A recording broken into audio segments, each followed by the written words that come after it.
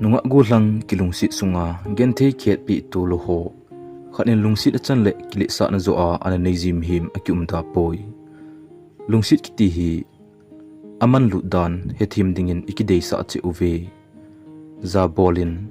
nahin ko ana lampi puijing ding lungsit na hi su hil le za da the anom jong le ani kingaidam o hite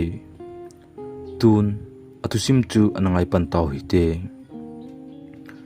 mim khat hi na a hin khosunga pel thailo gulang hin kho kong lut pat ti lai kitile nunga hoile hoilo kain he lai ta hin athing selin ki seijing le nume imu josi ki dei su keje hinla idei josi akilungsit di poi lungsit josi jong lungsit ki chan de po na hi lungsit ki jong le azat atame hi che phat kain pha pat lai ti la hin ko hukom wa ni danga kan mukha be lo nunga mel hoi ta khat kain mu do ni achun kalungthim chu hi chinunga anu chungbo wachun akingam jingin hi keimi hi namong mong hi le mi khat kalungsit le thpd di ji ho hu kan hi ji achun ipithu ki seijong le amanu bo chu no me in ka koi jing tan pusal aki hi wang achun thale jung pan a na to akiti le ngaplel akini lo wang in lungsit na thu seiding wang chu ka hi namong mong in azu po na hi azi chu za cha si le kamol ka hin lungin izat ki gel jong le kamin asei do zolu chu hi jing e ka la kum le lampi a kamu ji ting jong le kalungsit he lo wang achun kin kalungsit kha hi ta ji in za cha na in kadim ji in ka ki se le le jing ji e hin la kamu lo ting le ka mo jing ji in kamu ting le ka ki pa ji dan chu in ka thun ting le kloi pa ko ma ka sei ji le eiza pi ke ji e hiti al khat lang agua chanchin kain khole le ta lai ta hin khat ve ka area over sports hong umin ki ho kho a ki mang ding hi ji achun hungdi ba ha kamunum ta veti in amel muding bo ka nom jing in amin ka het nai lo wang achun kangol pi jing ta hi lungsit masat hi ji achun ke ding in ka hin na tabang hi jing in amel hoina ti ta luwa acha lo dan ho gi jin engol sa zawin hi sports ong ki pantan hlun kimni ahin amo kho hlun na monding chu kele kaloi pa in kasim hlunin kaloi pa ko ma hoiselin bolo zanle imumo a omle molane ade he hoimu dinga jong ka phalo hi phalesile nu ding kha hi chume katile e hin nui sanin amin bon hello la ya ipi adu da na se ham a hel ngam di dan dan achun gamtin se hin dongma na nei ta jong izana he em e hin ti achun ka king dot jing in hi chu na anani tele wangchu ka wang si e ong kinla ama bu kalungsit kinin iba ilo dham kati in ka he chin lu wang achun dongmani dan ang ka gele ka hla si hle jing ji in agu in kan gen thei pi hle jing ji na hi thun kim ni hla hin ka da do le le thun ta na hi le asam thla jen jen a ong hlai phe ka mu achun lungsit hui ong nung e ka ki pa dan chu sana mu ka bang jing in kalungin ki ading ni thele chun na ka ti ji in kanamo lungsit do kha ta na hi nila program ki pa na hin kaloi pa mangboi to horsung ka galu thun le ka vai ge jep thun ji chun anung lang ak to thunin lamkai pa in tu a zaila oidingin chingdai wang kho akun nunga ki kim anako uti a hinti achun mi pi hong yaula ajingin ka vetle kalunga kan chinjing nunga anu chu an hitan wow katile mangboi in ka kam acp in min na za de hi chu o 80 in hinla kinwang ka umna kan hetapui la ahin sa achun ka ngaile koi tulai ala samin thang za za sang in kedingen tumgi ngai ta kitum abang jing in ala sa tip dan chu ka gel chitle kamo dei jing in ka kisip che chu jing e asam kai hla chu akong chen a hi in numei dingin asang hiwin ka vechim thei mongmong ta pu hi zan khuwa in sa hen lang ki ngai khuwa jing le ka ti tange ji amin ka he do akipa na chun ho pi ding ka nom hle jing tan akiwo pi aloi ho chu ka vetle high school a ka classmate ho khat ana zau in kinjong ngam sungta in ka ga dong jing in ki kim khun dong ma na yam ka tile min ipiam khat umle kilom bovi nan do dan chu nunga na hel ki gon hitam nalen pi ho mi cha thum le li ki po gamta nangla na achate to boina lai 18 gamtin se hin lang ka do chu se tang o ka ti kitle tu pe ta hin anei po e khat veila achu a first love pa to ki khen a hi e a broken lai ta a hi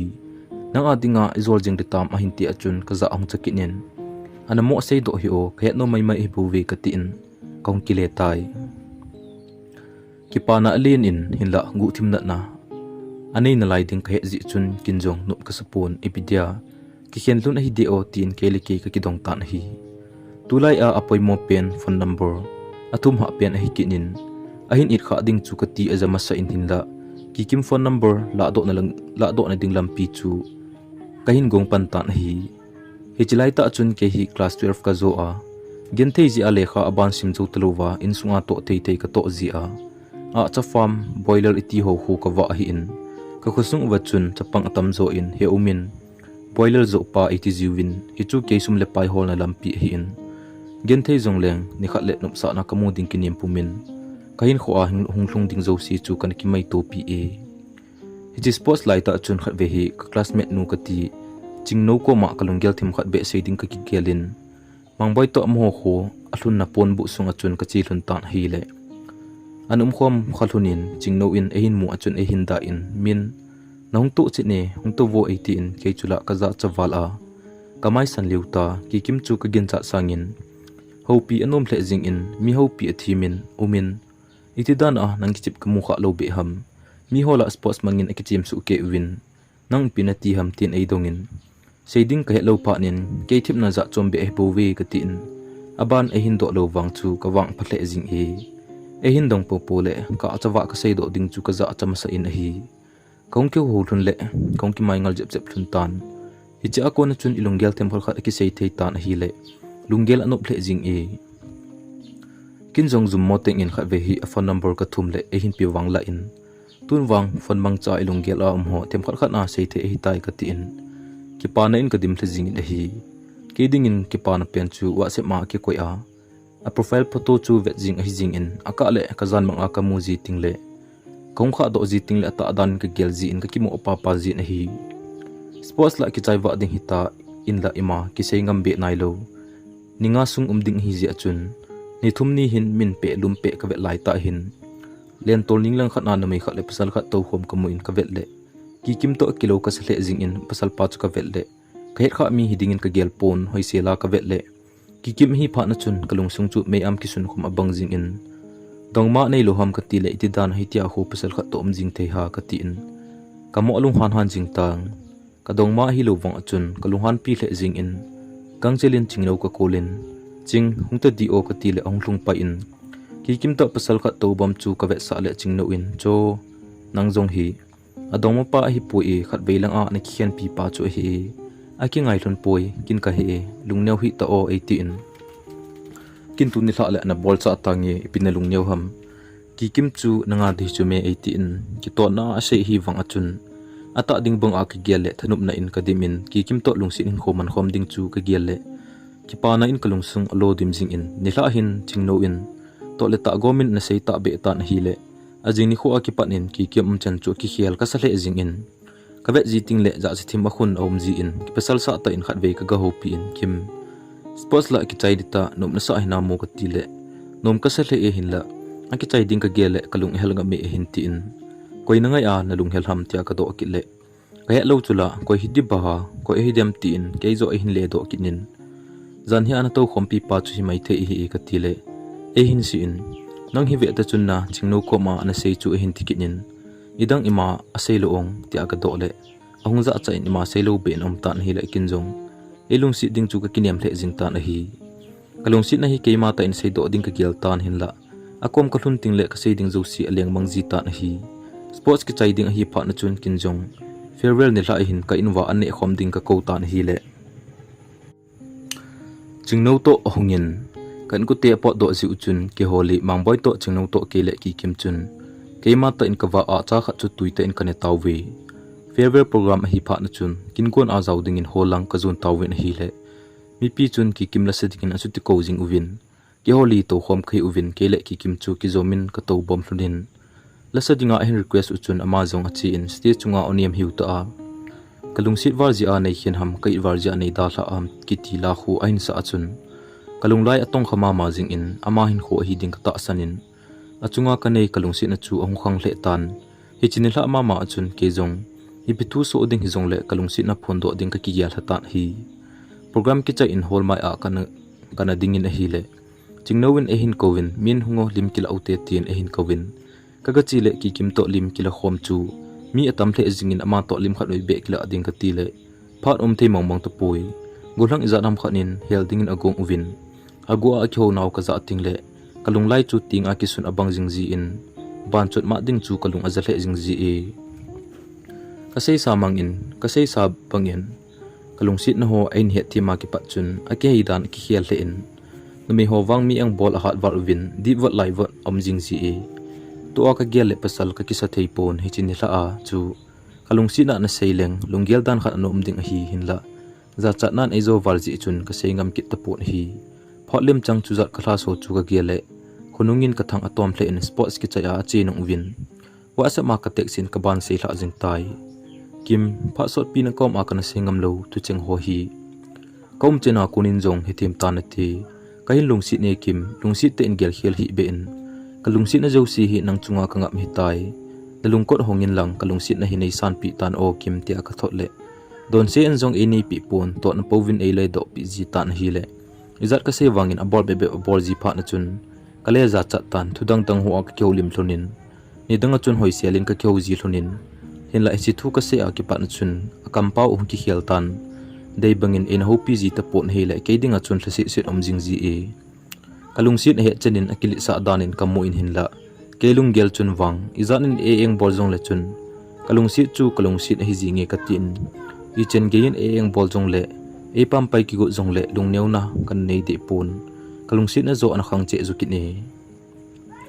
nila khat hi ka ki gel gel le ka thang hung tomin lang khana chingnowin nsapg nume wat po e ipinalung khamji ham tia na seji chu ka gel ti khain sa in nga do de koinoya ki kon kon dham ka tin achunga ka sei do le ka bol khel jo si ngaidam thumding ka tin message chun hi tin ka thot tai kim kalungsit hin sa hello bang anom hi ka tho zo poi tunwang dalung gel ka hi chen tai nalungsit chang zo lo ka hi ta jong le kawang atu zo lo hi mai tan te hungwang phan nam hu a ham phatnan na zui jing hen ka tin ka thot tai hi chinila ka tu sei ding ka sei cha achun pha chi sa kana holim na ho chu avel velin ka simin e hin ho pi dan ho ka vel simin kana ki dai le le ji hlun ho avela kamu ki na chun kalungsi na ong sang che ki tan hin la lunggel ki hi talo ding ki kyum chen ka gel le lesit nan ka dimin hi te aka ki gel la achun iti ka akli su ham jong kana heman pon kalu khop chu an thlop de jing in kalungsi dan wang e het tim pi le hi chen be set hin tho lel pongi ka gel chen lesit na ding jing hi tan kin jong chinglo ko pi in koima ko mala ka sei nom lo ma ko chun kalsit na josi ka ban sei hla ta na hi le aman jong e hin lamonin min am ho itile minom sa hita chula na sei akona chu ahiti ding khayat masan hitai hinda athing ta seileng ayeng si ka ba akit ding ji achu ima kana seilo hi lungmong selo nunga dang umlo dan dana iti in ei lamoni hinla kikim kalungsi na sanwal ta ji chun kalso pi jingtan lungsi ja again theina wang kai madingin thu zo poi wa sama asetas kamuji tingle ka vechim theji pon chu bunga e eng bolwang achun kana dal zo di pon hi ho piloading ka ti jong le again thei chu keibo ka hitan kele ke kyang bol to khong kilo ji tan ni khat le khat vei be ka ho pilo le kom theilo ji chun ka la le ka ho pg in phat hom tho ta ga ho pg ting jong le lungelo lam ta in e hindon bu ji in hinla kalungsing a ki pa ne na pang ji tho tho vi aji chu adon but na jem khat be hi jong le kamu ting le ki pa ne in ka dim ji in a hi eidal bolwang achun kin ka phat on ka le ho le kalungsit e thim na ding in thu tampi ka seji in thu gol izat ka sen jong le ahin don but na chu a hi lo le apa jinge tio bo hi ji achun midang hi le ta si na nei tan tin hin la kinwang lungneu na in ka nei pon ka zo chanin achunga thil pha ka bolin kala kom le jong a khu wa ka wa ji in a hi amel kamu ting le ka hi no ki pi be abang ji in so mai nu hi wa kom na jong chom khat bo hi ji in February la lai ta hin hi khat asitas ka vet le atu sei dan chu dongma nei a hi ka thim ta na hi kalai na walin ka kap thajing tan thu sei ji jong ka ta pon hi chi jan chun mangboi hong ven karuma kom chen e hu mu do achun e hin pho in pasal pi pi na pa in chapa ane hina sai pi hom pi ta dinga na kine pi le nang nunga akha ji an hli su ham adon lo bol hin nunga wa na hi sa hamin ahun ki si phat hong ding a hi e chiting le chun amai kha ding a hi atin iti ai lebang achun kalsit na tang thi pon kali ga kiti jingke in an le tuizong de bang kan zo ta poi hichun ka ki gyalin izat ki sei hanlang ki borjong le alung hei pontin amala dong madang ne hitan ki jong hiti mai tang e gen thei kyol be da tang e katin lunglit ka ki pi in amil na ding thil chum chum ko boltan ki pa na ding kain kyol le jing tan hi milding kati chanin ka gyal do be che ji in khat ve hi bazal ka wana aka kisto ki hlun tan hi le aman wang emu pon mas ka kitum ji chun e nam do poi adong ma pa to a hi in ka vet le sports ki man la ya bol pe ho khat to kilo ka sa in kalung hung hang thimin a hin miem kha chung a thunei na ki nei lo hi ji chun kalung ka ki tu tang in ka che mang san tai suni hlumin ka dei bangin kala tei pon ka wale le jing le mang boy to khong ki mo to hlunin hi chini khu ki kim ka mu chun ka gen the na zo si ein tha gel do sa ta na hi le ka wo jang ong na wal in mang tuni wang zu ka don lo le mi khat ka tha lo te te ding a hi e ka ti le gol cha ki ti na na chun kilung tu ten en ro kan kin kan kain don hlun ta na hi le khong ki pe le le tan ka kham wang achun kalung minin ki kim ka mu na hi le kalai na wal ji in ka hi ka ki thi tan kim kalung sit wal ji a hi chan gen thi thu ding anei gon ham na ki o hinam o ka tin ka kap tan hi le mang boy in e hin pho thimin min nga jing o chi ta te na bui tai tin ei kai do ki go in hin la kanom pun ka don chai ka si a chi lo di ka hi ka tin thol khat chu ka changin ka don chai ke in hi le ka kham si wal tan khu kan heta poi hu helowa kana zala in kamangin ki kimle adong mo pa ki thon le le pet kain mu in hi le ata in ka hli na su do in khu kain het thim pha nin ka ko ma ko na onem hiwa I hong ki ko gin ka za in kamang bangin ka za e kamang achun ki kimin gala ko na I ko dan ka za in hinla ata a kamai ol cha ki zu chu ka he in khong kha do le ka gin cha lo be mun khan a ka gol pa in ka kham sit wal zia in e puilu dan hi ka ke le le jing le kamu kha in sung an hi pun kalung adong walin mang azulong a ein ko chu koi ham ka ti le no a khat tin ei don bonin koi no a hi zong tin ka dong ki tai hi chun mang boin e hin ko in min tu khat ka sei ding no mos sa hi to o e hin ti chun kalung adong thim tan ipitu ham sei jing o ka ti le hi ti hin a hin sei tai min gya hel hi be in nang in ki kim na lung sit bang in chingno in nang na lung sit a hi ki kim na lung sit ja ima sei ngam lo a hi e in la kin wang mi zo si kai thim su ke e nain lung sit lo khat nong na del le jing sang a chun nain lung sit khat zo chu phat bol la chun nang dia pha zo lo hamo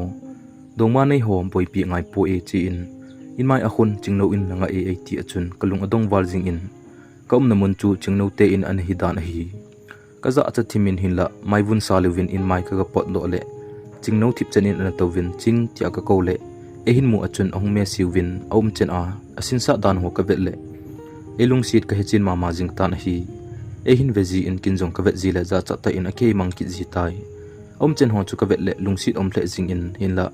gole pai bo win kana mu in mang bo in e se pi ho chu ka gel sang be poi among in ki kimin in eng bol bang an mai zo si in e eng bol ding dan in ka gelin hi le kamo ki cha tho jing tan hi keiding achun ki gyal la na chu ha sle jing in hi aji chu ka sei ma bang in ki kimbo nu adan a kan gyal je achun kangol thop pi jing in chule nuwa deiding ki cha na khat ka nei tan hi kani hlun in ka gen thei che hlun in alang khat na ki kim ngai a ko omle chingno in elung sit ka het kit pha chun ka la khom le ki ngai pi jing ding hitam ka tikit ji in hin la ki kimin alung ahin heiding ka kinem ki ne suni hlumin chingno te na chun kom thlunin in langa kan ko ten e hol mo du je chun ka kolin mang boy te ko ma chi danin ka ki se in chingno te na kho helowa kanei mu chan chu a hi tai hin kho chi sa wang i se le mo lung hel hel om jing ji e nithla in kong ki hlon hun tan kong do hlon ding kon chun chingno in bye bye abola ein khu za ma chun ka ki gele elung sit mong mong hinan tina tin kele ki dongin ka koma mang boy in boldi chu bolding apa bit wang heading apa e tin e hin eng ka min hi le hoilang thu an kila do kin hita ka ti le meet for each other nei thun chula ein tikit na lai na hi le lam thungin ka ki dai thunin ki kim hai mila chingno to ki ngai dingin e chu ti zol tho tan hi le ka thei kho balen nang to chun ki ngai ngap tango ka ti le aman e de ngap do chu a hin tin kanoi phei pe kil thun tan hi thu chu zat a sei wang achun kalungin ki kim lung si na mang thei de pon nila in ki kim ka text kit tan kim bu ne tam te ka do le online wang achun e don but mumang pon e hin don but ding ka nga wang achun ipiam khat ki nga to kilo jing in ka chang atha walin ka kole pikit ta pon hi tung han le lasit ka kom in kim na chunga kabor khe jo sin ngai dam o tukal ima hin sei tapongi lungsit ja anei dal bor hi jong le ke thi mo hi mai hen lungsit ki ti hi umlo an hi te mai le nup na jong umponte namasang hin ho hungwang phamai tan ka ti in kaji lai ta chun ka hli honglong do livin athi a kalha do bang ka gialin hi le kamo lai na jing in kaji jo si chu ka tek sin a number jong kalbo pai pai tai ka gial la kain kho jong ka ki dei ji pon ivet jo si chu lunghel om jing e lungsit jong hi aphabe umdan hi kalungsit war ja hi chen a kil sa na anei a eidal bor pha na chun lunggel na in kadimin itmanga gen the na ho chu lungsit na ana simji ham kim tin fona alim chu ka hu pi jin hin la tong eidon theiding a hi ta poi ki gel na amatha ka hi mai tan thil ka bor jong kalung lu thei ta pon boarding ka ti jo si jong dei bang hi thei ta pon hi ka chi khil ding ka kiat thim pha ning ka kial ke le hi chen hin chi na nei tang e ka phat apa mai zu tai ka tin hin kho atha ba a ka hin mangin nunga jong ki gel da tan ti ken thei khol na be me bu ve ka ti in ka bol ngai bang in ni si in ka chawa chu kan ki ve tup ki tan hi le sum le pai khol dan kong ki thim chu in kamsang hin kho ding gel nan hin kho kamang zu tan hi lungsit na wang amang di poi lungsit masan hi ji in ngai na wang amang di pon hi ka la le ka gel do ji ting le wang kalung hel he ji in hin la tongma nei hi tai o kalung thim hai mel jing tan na pinu ding in ai thei ta poi tin ke le ke ka klem ji ta na hi gari neu khat khan ki cho do tan in sunga wa them adang ho ken wi ki ve sui in kanu le ka pa jong ki pa le jing thunin hi ka pa in Minneo lekha sim zo te jong le chun na to na tom ngai po le pathine lekha sim ho sang a sang zo a nain tun do ding ka kinem del poi pon tho in thu han in gal zo te hi tin a hil ji e sunday ni si le in sung ta khom na chun a hil jing in ta sa le lagaw a ka mi na ka mu the ka pathin kanu le ka pa ki pa na so do te ding in pan kala ta na hi azi chu midang ding gel be si le ema he lovin inu le apa an gen thei zu ji e kala le kanu in lungsit pi na nei tam tin a hin dong ji in heno gen thei na ding be me bowi kanai nom poi ka ti ji in khat ve hi kanu le mang boy ong keu to che thlunen a hin tip thlun wang chu seding a be hil jing e chingno hu ka mo ding in ka de e ti a kanu in a kam cheng ta an se do ni achun kalujang chu belpi ti be mahung pha in heno hi chiwang chu ka ti le e hin nui sanin gel the lo jung le te te ti pongi ka de ka se e bowi nangzo ki gel len 18 hi chinila ka ki gel achun kalung thim akala la jingin a hi ki kimin a hin tha lungsit ki de ba oleba chingno to ka ki ngai jing ding hitam ti a ki gel lai ta achun ka ki gel hathei mumang ta pon hetman lovin kan i muhla tai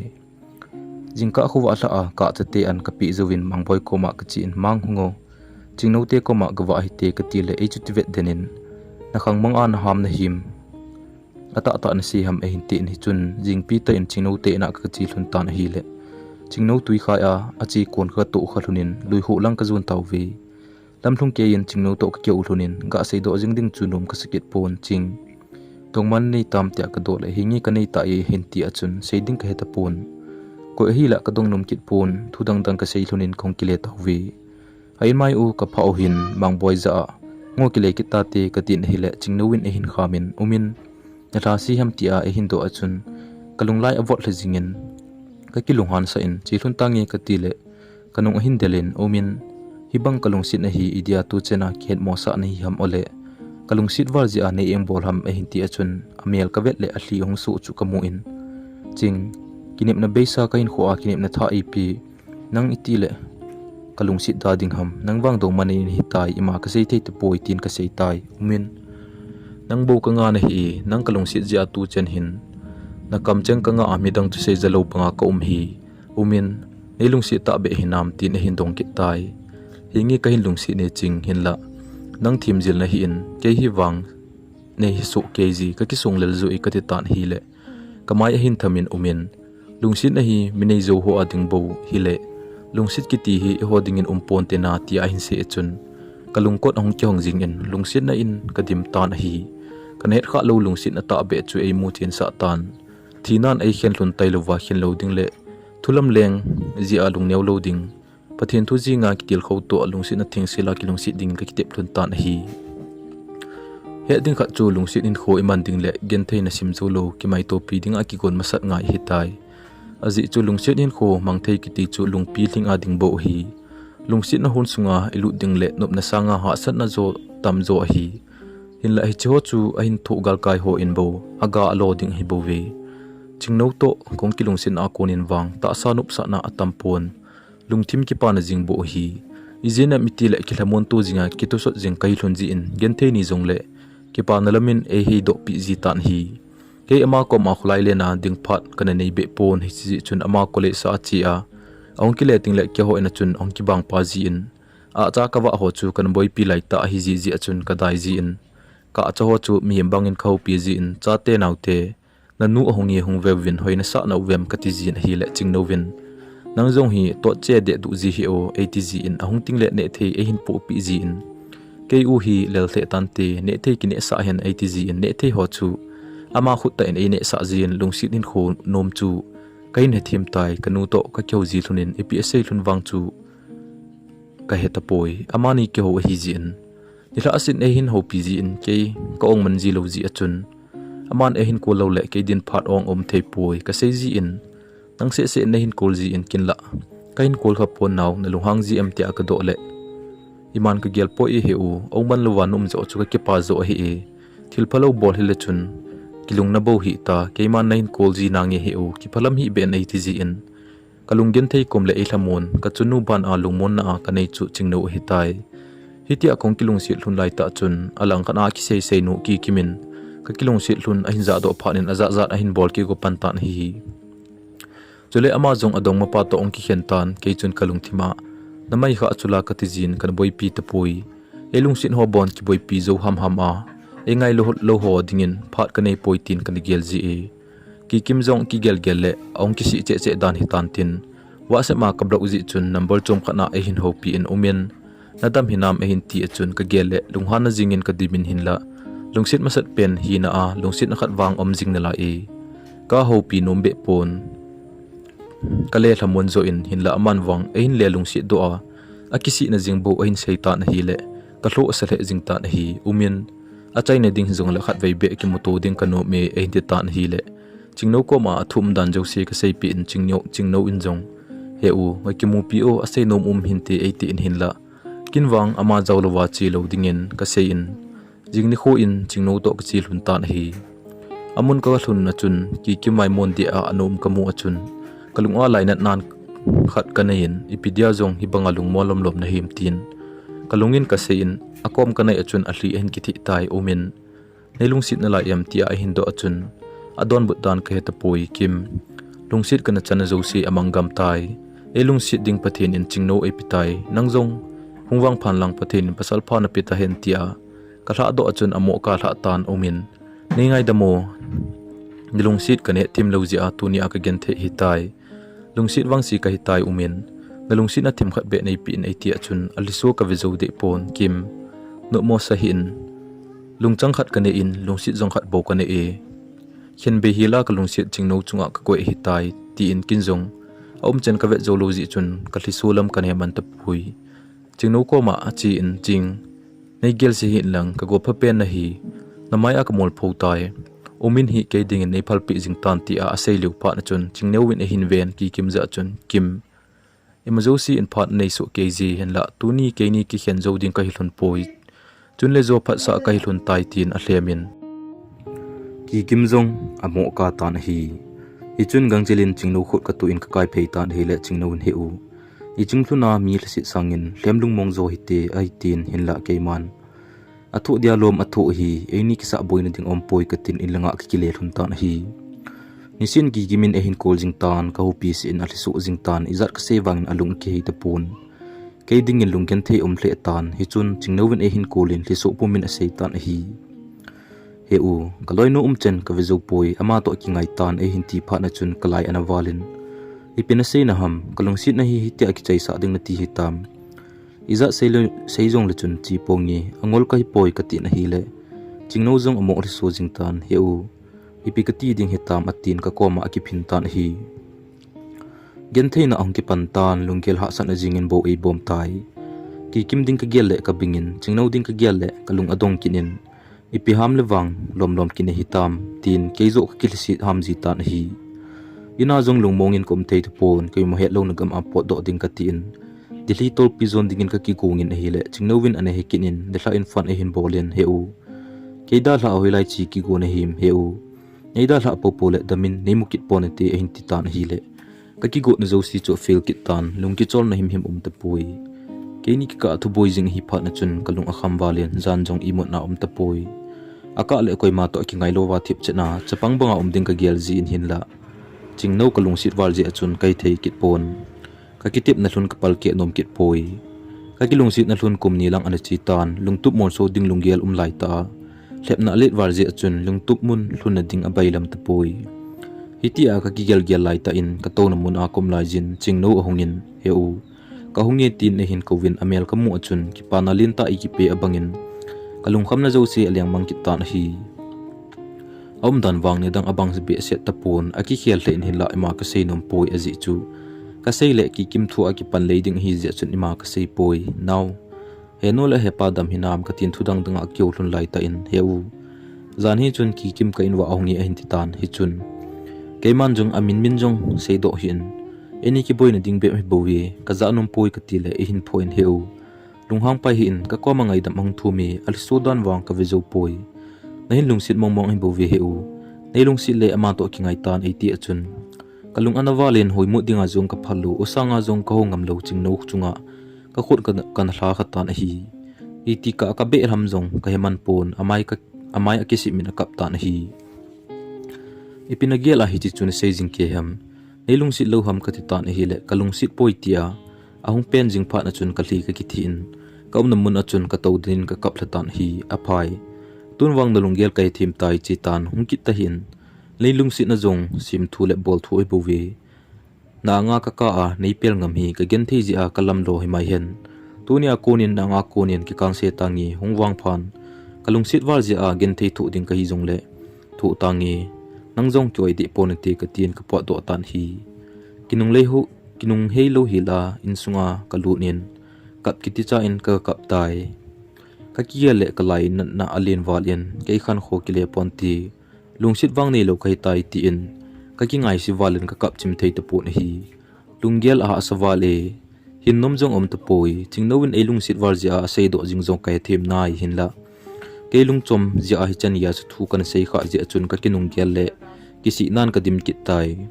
kap thei lo ka him ka ne ki ti in hin la kan jing in bo ilam to tan ka hin kho kila amang jing ding bo kalungin om tai lun hlin wang kinung le ding a ko jing na lai e ni thlai in ka kol le pik mong tapon azan ma chi a ngaidam thum ding chu kan om hle jing e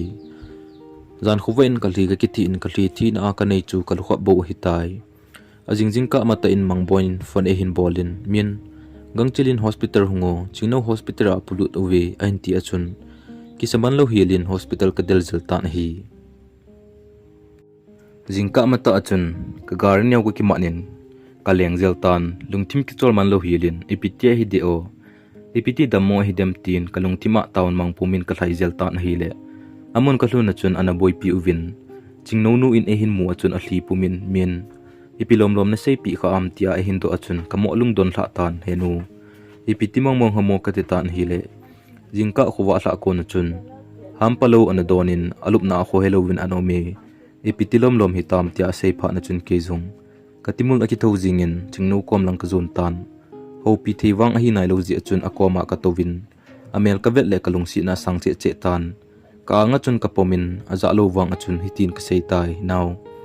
neida thla go ta be hitam nangjaw lovin hingzo nan te nei ti ham neida thla le nanung kain zui ding hi now umin ti in hin ko kino tin ka kaptan hi le ka khot na hin tu in amin ami hlipumin he u idia nei khen ham u kalungsit wal ja nei khen ham numeilung neu ka hi ji in hlep na meyak kading zo ji poi keji ana hin kho gen thei ding kanom he he u e hin ti achun ka dip thlajingin now kin iti anang kalungsit da em henjo pongi nei hlajo pongi alaya pathin ipan sa lo ji zo hiding hi naw nei ngai damin henjo him pongi kain lungsit na jong kalungsit war ja ka sei do kha ai bowi boy ka ti ta na hi la in ko in heu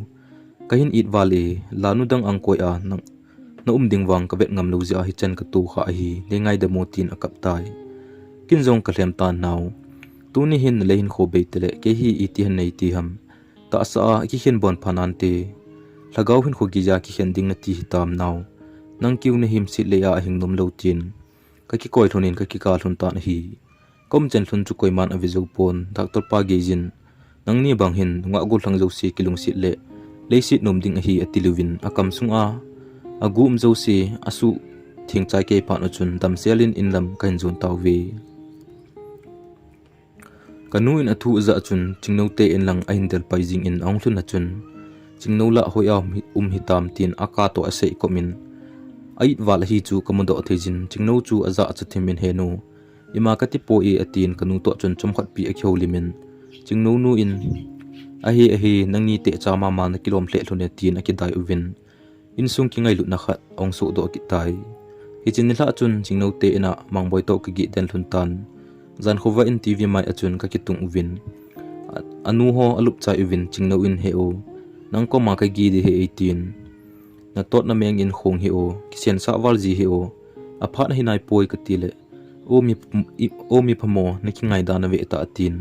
mu bo hen hunin aumin anu tan hile hungo naw sen kin na pom nge ka tile hong hlai zelin ka phei ki khamin heo tusim nei cpo ticket ta na hile eini tusim zong se khop set na hi e eini tusim hin se nge ka ti en ka ban sim thuin a chaina ama pasal dang to ki chenga ka sei do le achuti li sopi ki pha na chun ka hlem kinin nangwang no nanu che wale ka ti le hin kis in heu ei da tha kha ding ka gel le ka ti che wale tin ei koi man chet tan naw kin iti na da tha pongi klai chagi in zong la kam pongi ka tin ka hlemin kai ma sa tai zan khuwa ke jin ka phei chung ki khamin amala gi tama ma jing kamala khatan ding hita hin la Kalungset pen hi je chun nom ta in kai mu sen ke wang kai mu thei put poi jingka acha ang khon hin ka tho khangin keinaw thowo le ho wa tai tin ka tho ta na hi le aman zong ngai lo nom ka sa ai chu tin ki phin kinin u ipidia jan la achu na le so ham e hin tin om dan chu ama zong ani imulo da na hi kalhiso po ka ti le kilem hi o ke ko man zo ne sei ding ham e tin naw kain la so kha ding zo ka gel le ka dip dam wal hi e ka ti le u nada la pongi 18 ka anga chun ai munom selin hi vai ane zovin kele mangboi zong kile ding ka ti hlun tan naw keni an chi hlun tang ina andam sel ta o ka ti la ong ki phinin ngai lo na chi po le ke zong kong de 18 om chen ka vet le ka mo lung si nen hlep thei dan dan en ka hlemin hi chun keni zong in lam ka hin jun hlun tai ka ko ma om ting le chapang abang ji in hin la alunggel wang pi thling hle jing ke dia hin kho phal ngam apang hi e ako ma ding kanom hlen hin la ke zong ka to ding ka tham ding ne enga le lhi ji achun in lam khain zon tai min chingno khu ki pui jingo insung mi te to kho win lang cha godam tau ti 18 ki seinan te kin zong ka nga le lhi ka tin in ka hlunin knu le ka pa na pot do hlun tan ka cha ho ki vet tu min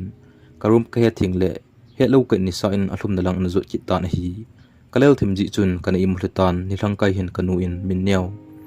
Minneo lamin thang na fangin chu na za lo ham tia ein sian tho lu pha na chun kongking khangin ka fon ka ve le chingno win e hin kolin hello ching ka ti le anu an hin min non le ina nong wa chal di ha i ti achun kalung hungdong thimin ipithu ham henu ka ti le na naw chingno win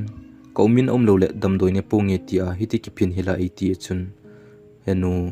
chingno hin tu so ka ti le u nong lo di hitam e hin tin dam doi ne lo le hung pongi ka ti le kani ading hi ti hung ta o atin phone akanin kom na bi ma kom kitai hin la champha jovin e hin kol kinin u nong lo ding hitam ka ngai hung loi zo hin ti pha na chun kalel thim to hi le naw jing zo le hung tangina ka ti le ang lung hwangin akap min phone athat tai kisen sa jong hi phabe bole phading hi za o ka tin garinyo ka kimanin jingno te lang ka zon tai in maya ana dingin mu bot te tunin ei ne ven mol khat ani ki choi kit na la e ipidia nong vai ge ha ai ti chu gari a ki kum thlnai lo wa ka chal pang ta e hin khet pi wang chu anum sam poi ke naw ngai dam mo na cha te an ka pi le khong vai ge kha e ka ti le e noi sanin hi chun in sung kalut hlon tai ho khat ka hi ji uchun ki vil tu na no min hin la amo hi veng chung langa a hi ji uchun a ha sa je me ai wangin ilung sit khat na hi ji achun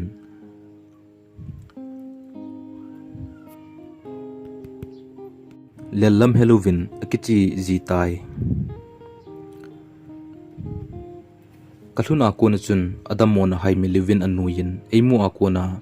akipadan chu ka hetemin chingno to ka Kalungset na wangsi ka kisanai poi chapangol thet bangin hingjong le lungsit na wang piling le hitai zan khuwain ka phei chung ka khap se in u itil ekichen ding hitam tia a hindo chun ka gial mozelin ke hello phante ti pha le hijing chula ka ti le hin kyu po sonin ka tot lo pi a hin tin u seikin tango ole ke ho zo in cha khong dop diu na nga ham 18 ka chutinui kinui sa hlun e hin ko in u ki chengta te tia in se pan chun ka hlemin naw pathinin eni ding in pha te phat anei nai nga mai hiti kinjong lungtup mol so ding ka gyal hitai ka tin mong selin kai ma sa ta na hi kom khom thun ting le kalung amongin hla kang lo hilin ki le kanom hle e hin la mi ve dinga asia the hi ji achun ka la le bo ka vilji in ke ni kilung sit chu a hello koi ma am ta poi ni la khat ni ka kisu thingin kalung sit chingno ko ma lai leng ding in ka che ta na hi le lam ka gari ahung boi tan hetman lovin lam thlang lang a kana tol hla chun ho helovin ka tai kong kha do le hospital sung ana hitan kalung dong walin ka kin dot ki go le ka din do ki go le doctor pan ding do nai hi in na kyang adam nai po 80 achun ka kyang ka vet le ani ki tom tan ka nu le doctor pa ki ho ka ngai le kong kap thata na hi kalam zo na ka kyang za the hi lo dinga in sei pha nu chun chapang sen bangin kanu koma ka ki phin tai henu kanom poi henu kejong lam ka zot nu me ina chi tau te ka tin hi le kanu in engong ko in seiding pen helovin kap tai chom kho zuwin chingno le anu ahung hlai paijin chingno wen e hin mu do achun ka kyang athamin ahliso in u dam noi zo hiti thei ponate lungtup mol so phat hitai atin ka chunga ahli ki thi tai in sumi te kinup tu a ki changda ki tip na nei sa ta bang ka hitau win hin la hi chini kho chun chingno khon kho ding ka gial le ka gial mozel ta anup sa na ding zo ki len zo ta hen ke ko ma gen thei athu sangin angdang apa ma hen pya ka gial tan hin la akoma hian thu him ka sei ngam ta poi kalungsit na san walji chun ama khan khoding gial nan hian thu sei ngai tai lamzo thelo ding in kom tan kanu in lon hlipumin in lama in jut pi tai nila in chingno nu in ehung ve in hi chun kinjong akoma ka sei tai henu nei gel hil hi in ka koma chingno oma gen the thu sangin midang to ki cheng mai hen ka ti chai chun ka thli ong su tan chingno nu in jong seding a heta pon min nawin nin hla zo ding hinam 18 amazon kaptan hi henu alampi nanti ane yang bolin lang e thei in sejing tan henu kalungsit walji a again thei ding kanup lo ji zong ji zo a ka se hitai ka ti achun ka kap thajing tan hi ajing ni thla in chingnowin e hin kul tan hin la ka pik ta pon ke zong ka ki oi de poi kamit hlipumin e hin kun ho chu ka mo vet tan lungsingin wang apazo him poi chingnu nu in achanu chen aven gu thimin ma jong na kap tan hi alang khana ki kimhin khat ve e hung vilin omin ipinati hinam tin e hung vilin ka kyolim hlun lai te in chingnowin e hin galmu in akamin akele tai ka kimu mo sa tan ki kim to chun ka kyolim thunin ki kimin jong ena lungsi hle na lai e hin la ke wang kadin munji achun kalungsi na koima ka pinom tapon pizong pitelo ding ka ki gel thajing tan hi nila in chingnowin e hin kul tan u nakyo ay nalumlo mi na tia ain se chun akap thlapai jing aban se thei telowin fon achun aliso den tai u ki kim to na hinga hitam tin e hin dong hit tan hi le seiding ka gel mojel tan ke lo hilin kana liso tan ki kim to kilung sit kai hlun lo wang achun chinno hian na dingin henge ka kingai hluni tukal na hin hopi thai in ka tien ka fon ka koi in ke jong ha kan ka kap tai ka chunga lung hi ka gele ka puzo pon naw mazo si kalung sit ji a ka bol hitai boy ka chunga lung no moda tan ka tin ka changin ka kap tan hi ke keng ki su kha jin kan sungen theina akile do thei ta pon ka ki gele ka hinom ta pon hi ka kam chingin hina thu ka sei do wang in kalungin agyal thei him pon hin la ke wang dong mani ya jinei ding ka hita poi aji chu chingno gen thei ding ka gyal thei pon kaloi pa mang boy in jong ei mu ting le e ka pg ta na hi hiti lai ta chun chingno ka inwa hong tan hin la ke ka kisel ta na hi ka kimu sa ngam ta pon gu thimin om chen ka ven kaliso den tan ke hola aka kamu achun kanu ugui ebing leutan naw hilaya ka omi ti ding chu kanum le jinge hi chun mi hlipumin akile tan henu ka umin kamu num wali atin kanu kom achun ase in akamin kanu in jong alem nung mong in chingno jong lon hlipumin akile tai nila ahin kol kitan hin la kapik tapoi somni velam ahin kola kala lo pha na chun wa se ma tugur sauta ahin ji ni tin ahin thot tai nang to hin dingin chun li zoten eng bolwangin nang adingin don lipumin kapangin hinla nangin lungsit na behilin nei da tai kalungsit walji anei khen ham kai walji anei da ham itabang lungsit na le itabang gin thi no chu lungsit na sim gm kusung khat le veng sung khat hi ji in namel kamung ting kipan le lonlin ikan khom jin ne eng bol na san wangin lungsit melin kain mujin zan thip jang khan lai hin ithim thulel na ibang kholai hin pul do ta sa ding den zo lovin nangai ja ka kan ho hi jalo na him kamit mo na khale lungsit ji a nei hil the hilu ham gimbol na sangpen ka to in kalun hli hen nawang phat na ding in nain kho chapno na ding in hungpang hen tia in sian tan hi le kasim cha echun ka to nan ka wheelchair akon ka ki to hla in kalup na chung se na in ka kine in ka phona alim ka koi chu ka dip lai ta in ka sip ben ka kinu dan tai kain khuwa he thim na sa elungsit warja e khen jolo hi ke ma jing in lungsit warji again thei kai hlun tan hi nop na him tapoi nuina tapon te ke dingin thi ma nom jatan te hinda kanula ka pa ding ka gele ha sa ka se in patin koma ki pin jing tan pa kain khole jing tan ti ka kap dan ji tan hi chule chingno ting in zong ka taw jing in pakai lungsit ta in ka chunga wang phat na ding zo si chingno pitan ahin khwa pasal pha ahin kimwa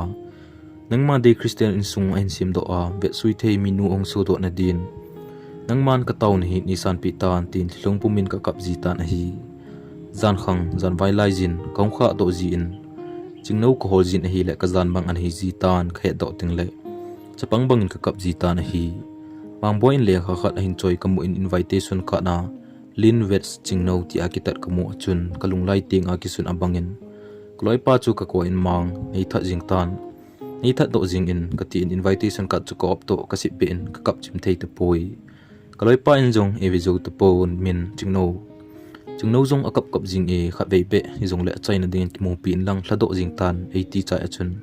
ka ki gong pai thonin kaloi pan ka to na akonin kara e heng to in chingno te in lam ka zon thun tai ainu ka gal mu akon na chun ka thli ki thi pan ta na hi punbu kisung chu kamutan naw eni ading hile iti ka ki pa ta dem lungtup mor so ni kho hi tan te na hamle wangin ai ga thun lo hi mai lo ding ham boy tin in sung kalut hun ta na hile chingno nu in ehin mu achun ruma chingno ko ma isol lut pai ta na hi min boy nanaw nu hi thado tan akap jinge 18 ka galut le lup na ka ki ngai lai thuna lim ka ki kap thun an ve in thip chenin an to tai amel ka vet le ha kal walji achun amai na pom liu tan kalungsung kap ta na hi hinla ta sa mai po inwang ka kap nom pon naw ka tile ka o aza achun ahun kei gang chelin ehin mu achun ehin bo thol jing tan kahin kho hilatan kahin nom te he na anga khulsin changmai tange ti a he ka phan sun ka hli ong pot tan hinla ka kam ka se min sei mom pumin ibida hi ta achun sei ham ven nasana khang hla nan ni kholung ding hi tai insung mi te dinggelin naw neilung sit na lai em ka tile ima sei thelo be na kap jingin nei ki pui jing to ati cha hi tan hi boy eni kilung sit lo hi poi wang sit na ka chan ho hi ke adia guntu sa hi zung le sile chen bong a hial the hi poi hial the hi le eni hi tia hi iki hlep lo ding a hi boy na ka le na mai a kon ka ki sel mang ding hi tai ka ti ta na hi le ei tu cha hi an nei hla na kam cheng ngai ngam pongi kalung sit pen na hi hinla nang se ngaya kal song ding kai bo ve pathi phat thei ni bo zutan ain ti pha na chun kin zong kali ka ki tin boy nung ting le eni hin khut sim hi leisit mi kil na hi ma hian na pung chan na hamjang hung phan lang chung pathi nen chala naw nei le go sum le sil changle mi min na hin sa hen gui mai gui bangin na hin jam sa hin lang gam khaw khol sa bangin na hin sa hen wang phat na zo si hung changin lang na mazon te phat thei chan na nu hung hitan boy ka tin ka kap thaliu ta na hi ehin coin casino me tin ei koi cha hi tan hi le kin jong kait walin khan khochi sa zo sin kami hli pot sa tan ki ka thun tan hi chun amazong mi hli le kawang bot na pumin king nei ding in akal song do tan itika in kap jong leng hung kile ding a hi ta lo ji chun ke jong ka kilhem dung mong ta na hi ajnei ni kho a kalungen theidan wang le sit na ka pen ni kho a kona ka pen ka na pian tan ti ka chan dia lom lo chang danin ka ki gelin na hi le ka tai lo ding in bol the un ta poi hin la jingka ni la in awang phat na ding le alung mon na ding in ka taw jing in ke jong pha che dung zu in kain hai mil jep jep tai kain gel do ji ting le wang ka po zo de ji poi ka la kum le e hung vil ji in ne the in po pi ji in ajnei nung in jong e mil zo di poi amel kamu ting le kalung among ji in pathin ka taw na sangin athun na te ang koi te le ate te lung si changin tu hin pathin wa bo zalin lai gil ga chapa khat le chanu mel hoi ta khat anei tai tu chen gya ke gen thein jong kalungsit wa ji a ka gen the a hi in hin la tho ding ka hi tai hi chen chun tu sim a ki chai tai lungsit wa ji a indei khat chan ki ti hi leisit na thil ha pen hi jong le phaldo phat ang ting pathin song puma ki gel ha nga hi